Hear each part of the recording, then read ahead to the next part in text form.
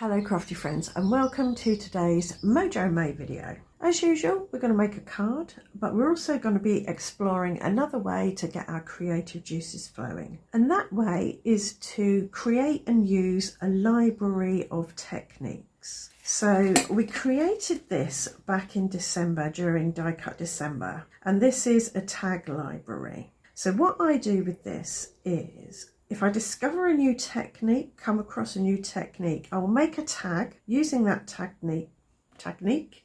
I think I've discovered a new word. I will make a tag using that technique and then I'll put it in my library here so that I can refer to it in future. So for example, what have we got here? We've got making rubbings with watercolour pencils. I did a whole load of tags using different foiling, glittering techniques. There is a video for this. I will leave a link in this video's description. We've got painting and smushing and distressing and adding drop shadows, texture paste through a stencil, gilding wax on some dry embossing, splattering, adding twine or thread, texture paste through a stencil and then sprinkling pigment powder on top, heat embossing with embossing folders. That one's double-sided because you can ink up both sides of an embossing folder with embossing ink. There's, I think that was spritzing some shimmer spray onto an embossing folder and running it through. Often I'll write the technique on the back of the tag just in case I forget. So I use blue tack to make a stamp and stamped the image there. That was a sort of smushing printing with scrunched up tissue paper. So I've got lots of techniques and ideas and tags in here. And sometimes I'll take something from my box of backgrounds and bits and make a tag from it and stick it in here as well if it's something I particularly liked. So this was a bit of partial stamping and heat embossing in white ink with some smushing over the top. And that was some black stamping, clear heat embossing and then watercolouring.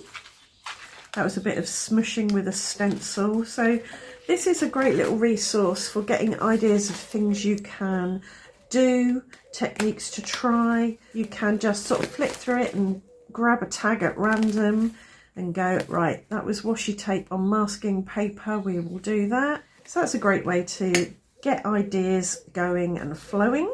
I've also got this ring binder, pocket page ring binder that I got from Amazon. Not sure how much it was, wasn't very expensive, but I use this kind of thing in memory keeping, but I thought I'd also create a little library as well in one of them. So I get bits from my box of backgrounds and bits and cut them down to size, pop them in a pocket, and often I'll write on the back how I made them if it isn't glaringly obvious. And then it's something else that I can flick through and go, oh yeah, I remember that technique, I enjoyed that, or I want to recreate that look, and it's a great little resource. Okay, I've got a bit of scrap paper here to write some prompts down on. I'm just going to flick through this a few times and see if there is something that I want to do on a card today. Right, so that's dry embossing, but it looks like, let's have a look, ink embossing folder. So I inked the embossing folder. So I don't have to use the same folder that I use for this. I can go through my embossing folders and pick a different one, different ink colour. Let's have another little flip. So that is clear embossing powder and foil. So I think we just call that foiling, but using heat embossing. So I might use my wow bonding powder for that instead of clear embossing powder. And that's adding gilding wax over embossing. So we could do both of those things. And a bit of washi. I think that's enough to be going on with. So I've chosen an embossing folder and it's the one I used to create this card. And I think I'm going to do heat embossing with a metallic embossing powder. I don't think I'm going to do foiling. I think this will work best with metallic embossing powder. So I've got some embossing ink here. Put that on my mat, pick it up with my brayer. and roll it over this side of my embossing folder. This is where the image side is raised, and the brayer should stop it going on the background down into the valleys, so it should only be the circles that get the ink. I'm going to dust my card, just smooth white card with talcum powder so that doesn't get any extra embossing powder stuck to it, and then I'm going to run this through my die cutting machine with that closed. So hopefully you can see that it's embossed the pattern and the ink has gone onto the circular bits. Just dip this in gold embossing powder. Now I'm going to heat that with my heat tool. Right, that is looking good, exactly how I wanted it to. So although I haven't done the foiling that I thought I would do, I have done gold and I've inked an embossing folder. I didn't use a coloured ink, I used embossing ink, so that works. And I'm thinking, not sure about gilding wax on the background. I might use it on a die cut on the foreground maybe. Same with the washi, I'm not putting that on here. But that's the beauty of this kind of whole Mojo May prompts idea. These ideas are just to get your ideas flowing. And quite often I find once I get started, I have an idea, I get started, I get into the flow, and then the card kind of makes itself after that. So I'm actually going to die cut this using this stitched rectangle die, and I'm thinking of using a partial panel, but we'll get a panel out of it to start with. So I'm thinking maybe having this as a really wide band across the middle of the card. I like that. Quite like that idea,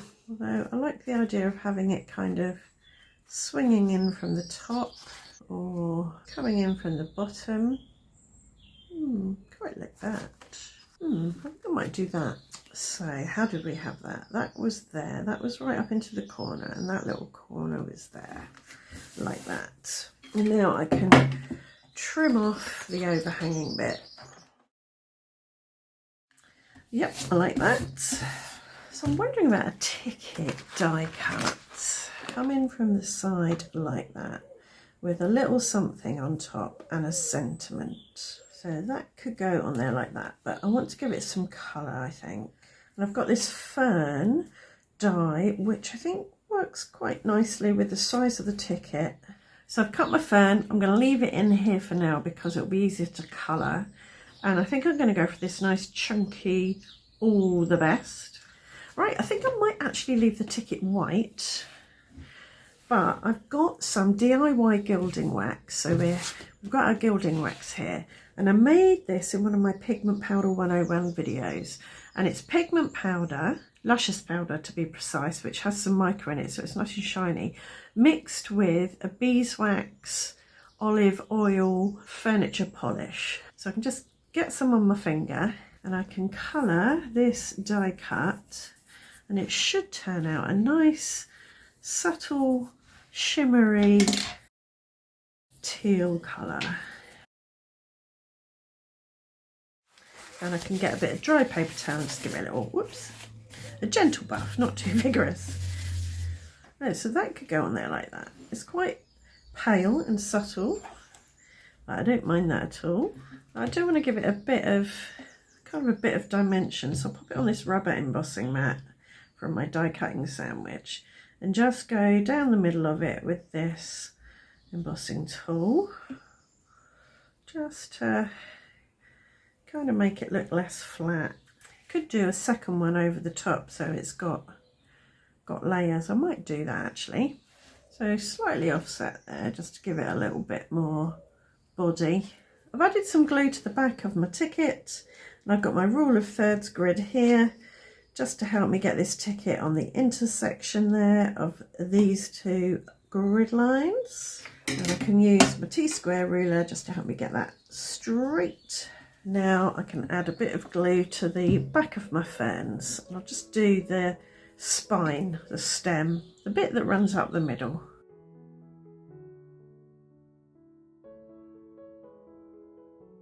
And now the sentiment, just dip that in some glue, and that can nestle in about there. I've forgotten to put any washi on, so I'm going to take the sentiment off. And I'm thinking maybe a little bit of a teal grid. So pop some glue on there. Pop that on the teal grid.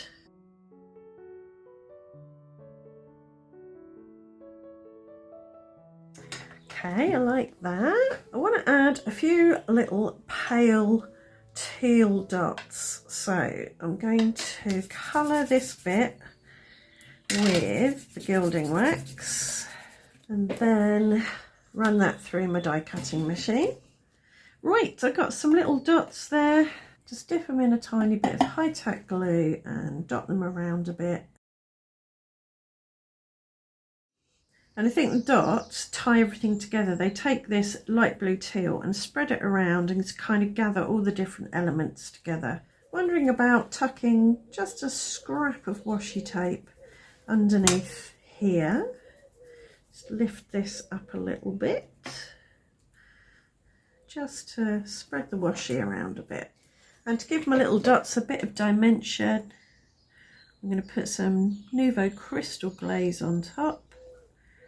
This should dry clear. So let's have a look at our prompts. We did dry embossing, inked it up with embossing ink. We didn't do foiling, but we did gold heat embossing instead. Added washi, added gilding wax. So all done. So that just came from a quick flick through my tag library.